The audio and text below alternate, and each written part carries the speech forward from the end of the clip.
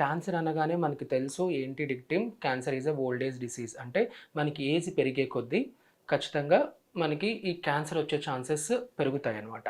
అలాంటి లాగానే ఇప్పుడు మనకి మేల్స్‌లో తీసుకున్న, ఫీమేల్స్‌లో తీసుకున్న 50+ ఎవరికైతే 50 పైబడిన స్త్రీలు గానీ, మహిళలు కానీ, అలాగే మన పురుషుల్లో కానీ ఈ కోలోరెక్టల్ క్యాన్సర్, సో పెద్ద పేగు క్యాన్సర్‌ని మనం టెక్నికల్‌గా మాట్లాడాలి అంటే కోలాన్ అంటే లార్జ్ ఇంటెస్టైన్ అంటామనమాట. So large intestinal cancer. So ఈ క్యాన్సర్ అనేది ఈ ఏజ్ పెరిగే కొద్దీ మనకి పురుషుల్లో చూస్తాము, మహిళల్లోనే చూస్తాం. అలాగే ఒబిసిటీ. ఒబిసిటీ అంటే మీకు తెలుసు అధిక బరువు. అధిక బరువు ఎలా వస్తుంది? మన పూర్ ఈటింగ్ హ్యాబిట్స్ అనమాట. అంటే taking more amount of carbohydrate diets, fatty diets అంటే జుడ్డు పదార్థాలు, కొవ్వు పదార్థాలు, స్వీట్స్, అర్థమైందా? అలాగే మనం రైస్ ఎక్కువ తింటాం మన సౌత్ ఇండియన్ వాళ్ళే. That to combined Andhra Pradesh people rice ఎక్కువ తింటాం. సో ప్రోటీన్ కంటెంట్ అనేది బాగా తక్కువ తీసుకుంటాం.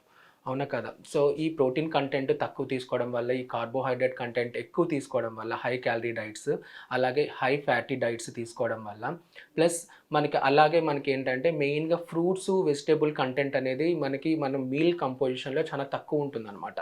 సో అది తక్కువగా తీసుకోవడం వల్ల, సో దీంతో పాటు మనకి మటన్ మెయిన్ మనం చెప్తాం కదా, కన్జంప్షన్ ఆఫ్ రెడ్ మీట్ అంటాం అనమాట.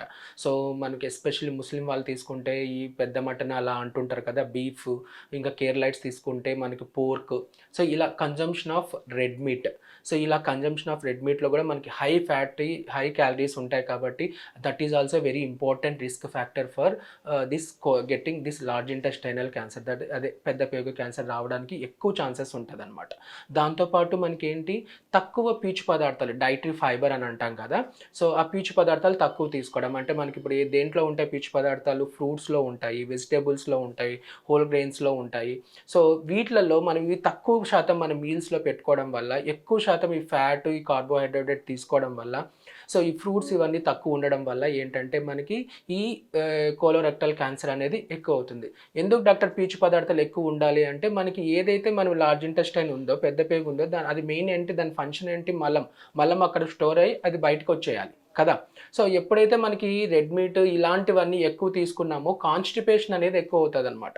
సో ఈ డైటరీ ఫైబర్ తీసుకోవడం వల్ల ఏంటంటే మనకి కాన్స్టిపేషన్ అనేది చాలా తగ్గిపోతుంది అనమాట.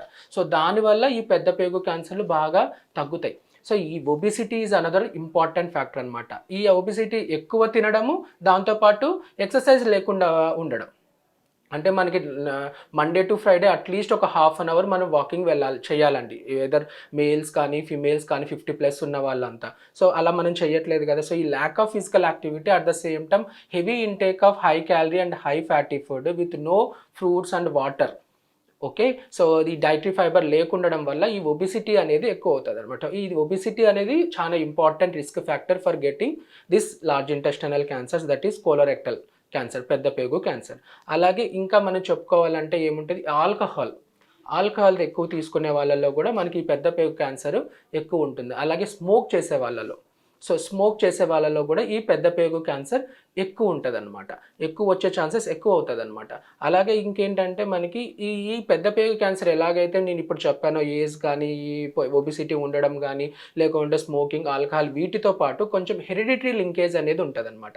అంటే వాళ్ళ ఇంట్లో ఎవరికైనా ఇప్పుడు ఒక పర్సన్ తీసుకుంటే వాళ్ళ అమ్మ నాన్న కానీ, వాళ్ళ అమ్మమ్మ, వాళ్ళ నానమ్మ ఇలా ఉంటారు కదా, గ్రాండ్ పేరెంట్స్ ఉంటారు, లేకుంటే వాళ్ళ సిబ్లింగ్స్, తోబుట్టువులు కానీ ఎవరికైనా ఉంది అనుకుంటే ఒక పర్సన్కి వచ్చే ఛాన్సెస్ ఎక్కువ అవుతాయి అనమాట. అంటే క్లోజ్ ఫస్ట్ డిగ్రీ బ్లడ్ రిలేటివ్స్లో ఈ రకమైన కోలోరెక్టల్ క్యాన్సర్స్ ఉంది అని అనుకుంటే వాళ్ళకి మళ్ళీ ఈ పర్సన్కి వచ్చే ఛాన్సెస్ కూడా ఎక్కువ అవుతాయి అనమాట. దీన్ని ఫెమిలియల్ రిలేషన్ అని అంటాం అనమాట. So this is also one of the cause for getting colorectal cancer.